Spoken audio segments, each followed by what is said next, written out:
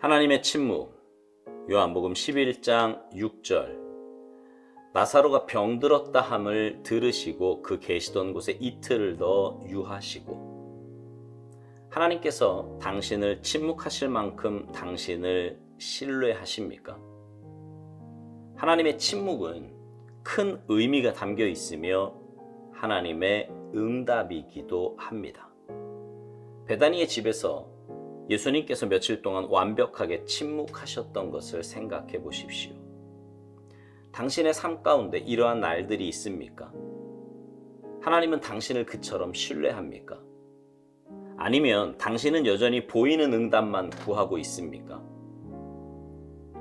만일 당신이 하나님의 응답이 없이는 영적으로 앞으로 더 나아가지 못한다면 하나님께서는 당신이 구하는 축복들을 지금 주실 것입니다. 그러나 기도에 당장 응답하지 않으시는 하나님의 침묵은 당신으로 하여금 주님에 대해 더 놀라운 깨달음을 갖게 하시려는 신호입니다.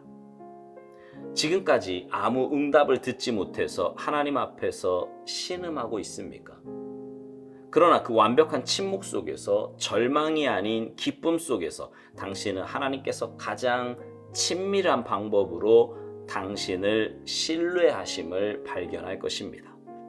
그 이유는 주께서는 당신이 더 큰 계시를 감당할 수 있다고 보셨기 때문입니다.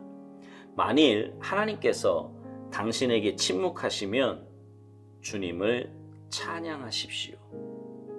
주님께서는 주의 위대한 목적을 향해 당신을 인도하고 계시기 때문입니다. 언제 응답이 나타날 것인가 하는 것은 하나님의 주권에 속한 것입니다. 하나님께 시간은 아무것도 아닙니다. 한동안 당신은 이렇게 말했습니다. 떡을 달라고 구했더니 하나님은 돌을 주셨어. 그렇지 않습니다. 오늘날 당신은 주님께서 생명의 떡을 주셨음을 발견하게 됩니다. 하나님의 침묵이 지닌 놀라운 특징은 바로 전염성입니다. 하나님의 침묵이 당신 안에 들어오면 당신으로 하여금 완벽한 확신 가운데서 주님께서 내 기도를 들으셨습니다라고 솔직히 고백하게 합니다. 하나님의 침묵은 그분이 당신의 기도를 들으셨다는 증거입니다. 당신이 기도하는 대로 하나님께서 당신을 축복하실 것이라고 생각하는 한 주님은 그렇게 축복하실 것입니다. 그러나 절대로 침묵의 은혜를 주시지는 않을 것입니다. 만일 예수 그리스도께서 당신에게 기도란 아버지 하나님을 영화롭게 하는 것임을 깨닫게 하셨다면 주님께서는 당신과 친밀한 관계의 첫 신호를 주실 것입니다.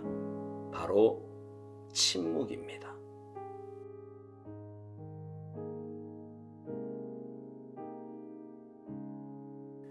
기도에는요, 네 가지 응답이 있음을 여러 번 말씀드렸습니다. 예스가 있고요, 노도 있고, 체인지도 있고, 웨이트도 있다 그랬어요. 우리는 예스만 응답이라고 생각하기 쉽지만 사실은 그 이외의 응답이 더 많이 있음을 우리는 경험적으로 알게 됩니다. 오늘 묵상의 제목은 하나님의 침묵입니다. 하나님께서 즉각적으로 응답하시지 않고 침묵하실 때가 있다는 거지요. 오스왈드 목사님은 죽은 나사로의 이야기로 예수님께서 침묵하신 것을 이야기합니다. 예수님께서 나사로가 병들었다 함을 들으셨음에도 계시던 곳에서 이틀을 더 머무셨는데 그 이유가 그들을 신뢰하셨기 때문이라는 거예요. 늦게 가셔도 주님을 향한 믿음이나 신뢰가 깨어지지 않을 것을 확신하셨기 때문이라는 거죠. 그러면서 우리에게 응답하시는 것도 마찬가지라는 겁니다. 우리가 지금 당장 하나님께서 응답해 주시지 않으면 영적으로 단 한 발자국도 떼지 못하는 어린아이 수준이라면 주님은 지금 구하는 것들을 주실 것이라는 겁니다. 그러나 주님이 당장 응답하지 않으셨다면 그것은 당신으로 하여금 주님에 대해 더 놀라운 깨달음을 갖게 하려는 신호라는 거예요. 우리는 흔히 하나님의 침묵, 다시 말해 응답이 없음에 대해 당황해하며 속상해합니다. 지금 당장 눈앞에 열매로 나타나지 않으면, 응답으로 주어지지 않으면 내가 뭔가 하나님 앞에서 잘못 살아서 그런 것 같고요, 믿음이 약해서 그런 것 같다는 생각도 듭니다. 그러나 아니라는 거예요.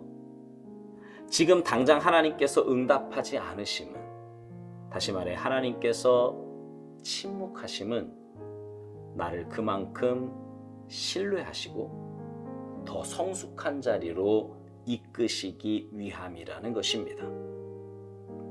그래서 오스왈드 목사님은 우리에게 이렇게 권면합니다. 만일 하나님께서 당신에게 침묵하시면 주님을 찬양하라고요. 언제 응답이 나타날 것인가 하는 것은 하나님의 주권에 속한 것인데, 하나님께 시간은 아무것도 아니라는 겁니다. 그렇죠? 하루를 천년을 하루같이 기다려주시는 분이신데 그 시간이 뭐 대수겠습니까? 하나님은 응답하시고자 할 때 따로 준비나 시간이 필요한 분이 아니십니다. 그래서 우리 편에서 보면 뭔가 일이 갑자기 이루어진 것 같고 생각지도 않은 때에 응답이 온 것 같습니다. 하나님의 때를 가늠할 수가 없는 거지요. 오스왈드 목사님은 묵상 마지막에서 이런 말을 합니다. 하나님의 침묵이 지닌 놀라운 특징은 바로 전염성이라는 거예요. 하나님의 침묵이 당신 안에 들어오면 당신으로 하여금 완벽한 확신 가운데서 주님께서 내 기도를 들으셨습니다라고 솔직하게 고백하게 한다는 겁니다. 그러니까 하나님을 온전히 신뢰하는 자에게는 어떤 상황에서도 하나님의 신실하심과 사랑하심을 의심하지 않는다는 것입니다. 그래서 지금 당장 내가 구하는 대로 응답되지 않았다고 해서 하나님이 내 기도를 안 드시네 어쩌네 하고 방황하는 게 아니라, 하나님은 분명 내 기도를 들으셨고 나보다 나를 더 사랑하시기에 내가 알지 못하는 가장 선한 길을 예비하고 계심을 확신하는 것입니다. 오스왈드 목사님은 침묵이 은혜라고까지 표현합니다. 그러면서 만일 예수 그리스도께서 당신에게 기도란 아버지 하나님을 영화롭게 하는 것임을 깨닫게 하셨다면 주님께서는 당신과 친밀한 관계에 첫 신호를 주실 것인데 바로 침묵이라고 말합니다. 그렇습니다. 침묵은 하나님과 나와의 관계가 그만큼 친밀하다는 사인입니다. 그러니 여러분, 내가 기도한 대로 응답이 되지 않을 때 우리는 오히려 더 느긋하고 여유 있는 마음을 가질 수 있어야 합니다. 왜냐하면 하나님은 그만큼 나를 신뢰하신다는 말이고요, 우리는 하나님의 인도하심 속에 있다는 뜻이 되기 때문입니다. 여러분의 인생을 여러분의 생각과 계획대로 이끌어 가려고 하지 마시기 바랍니다. 하나님의 주인 되심을 분명하게 고백한다면 내 생각대로 기도의 응답이 오지 않는다고 해서 좌절할 일도 슬퍼할 일도 없습니다. 오히려 내가 지금 하나님의 뜻에 맞게 살고 있구나, 하나님이 나를 엄청 신뢰하고 계시는구나 생각하며 살면 맞습니다. 사랑하는 성도 여러분, 하나님의 침묵에 불안해하지 마시고요, 오히려 감사하며 찬양하시기 바랍니다. 하나님께 더 가까이 있음에 감사하시고 하나님의 때를 기다릴 수 있음에 감사하며 사시기 바라요. 그래서 성숙한 신앙인으로 하나님의 마음을 시원하게 해드리며 사는 아름답고 복된 삶이 되시기를 주님의 이름으로 축복합니다. 아멘.